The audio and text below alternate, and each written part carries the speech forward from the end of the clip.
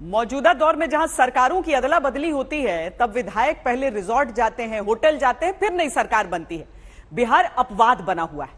यहां अंदर ही अंदर खिचड़ी पकती है, फिर बैठक होती है, विधायक बिना रिजॉर्ट में गए ही खुलकर एक दिन इसके साथ नहीं उसके साथ का फैसला लेकर नई सरकार बनवा देते हैं। अब सवाल है 2024 में नरेंद्र मोदी के सामने नीतीश चेहरा बने तो क्या होगा? क्या नीतीश कुमार चेहरा हो सकते हैं विपक्ष में लोकसभा का? तो नीतीश कुमार जी की खुद की स्वयं की बात करें तो सुशासन बाबू के नाम से जाने जाते हैं, लेकिन 2010 और खासकर 2015 के बाद नीतीश कुमार जी की लोकप्रियता में लगातार गिरावट आई है। और ये रिजल्ट बताते हैं या आंकड़े बताते हैं 2020 के चुनाव के आते आते जब नीतीश कुमार की पार्टी ने भाजपा के गठबंधन के साथ करीब 115 सीटों पर चुनाव लड़ा और उसमें से केवल 43 सीटें जीत पाए। दूसरे तरफ बीजेपी ने 110 सीटों पर चुनाव लड़के 75 सीटें जीती। तो हम केवल नीतीश कुमार जी की खुद की बात कर लें, इवन 2015 में भी उन्होंने जब लालू प्रसाद आरजेडी के साथ गठबंधन किया तो उनकी केवल 71 सीटें आई और आरजेडी की 80 सीटें आई। तो ये दर्शाता है कि लगातार ग्राफ गिरता जा रहा है और इसी के चलते 2020 के चुनाव के दौरान नीतीश कुमार जी को ये घोषणा करनी पड़ी, ये मेरा आखिरी चुनाव है।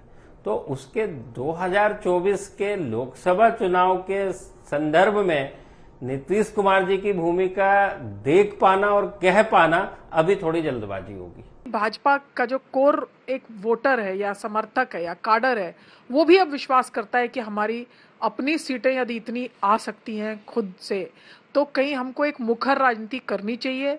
और दूसरी बात है कि उनका ये भी मानना है कि 2005 से 17 साल तक मुख्यमंत्री रहे नीतीश कुमार, उन पर भी अब एंटी इनकम्बेंसी है।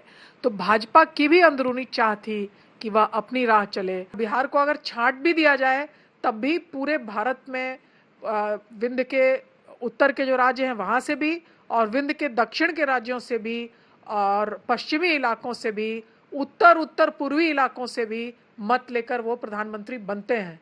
तो अब जो आने वाले दिन हैं उसमें 2024 के लिए अब केवल यही कहा जा सकता है कि क्या नरेंद्र मोदी 2024 में भी वैसे ही गति पे चलेंगे जैसे वो पीछे 2019 के चुनाव में आए, या फिर कोई गठबंधन जो है वो उपज सकता है। तो इसका उत्तर तो मैं सवाल बना रही हूँ, वैसे ही आप समझ लीजिए कि नरेंद्र मोदी का जनाधार जो आज बहुत विस्तृत जनाधार है। क्या बिहार छांट के अब केंद्र की सरकार बनेगी 2024 की? यही सवाल रहता है। 2024 के संदर्भ में अगर देखें, आज के जो बिहार में घटना घट रही है उसका क्या असर 2024 पर होगा? विपक्षी एकता जिसकी बार बार बात होते रहती है, जिसकी हवा निकल गई प्रेसिडेंट के चुनाव और वाइस प्रेसिडेंट के चुनाव को देखें, लेकिन कम से कम एक मनोबल बढ़ेगा विपक्ष की पार्टियों के बीच में और उन्हें लगेगा कि एक प्रयोग बिहार में हुआ है, क्यों ना ये प्रयोग दूसरे राज्यों में भी किया जाए। तो एक तो ये साफ असर दिखाई पड़ता है, विपक्षी एकता की ओर धीरे धीरे पार्टियां बढ़ेंगी। दूसरी, कौन विपक्ष के विपक्षी पार्टियों को लीड करे? तो ये बार बार इस बात की होते रहती थी कि नीतीश कुमार इसको लीड कर सकते हैं, इस पे भी कुछ चर्चा होगी।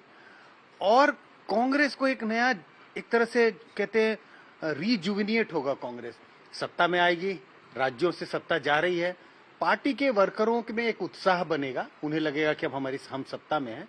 तो ये सब चीजों का असर दिखाई पड़ेगा 2024 में। इसका अर्थ क्या होगा, इसके इलेक्टोरल आउटकम क्या होंगे, वो तो भी नहीं कह सकते, लेकिन विपक्ष के नजरिए से देखें तो उनके लिए कुछ प्लस पॉइंट तो जरूर है।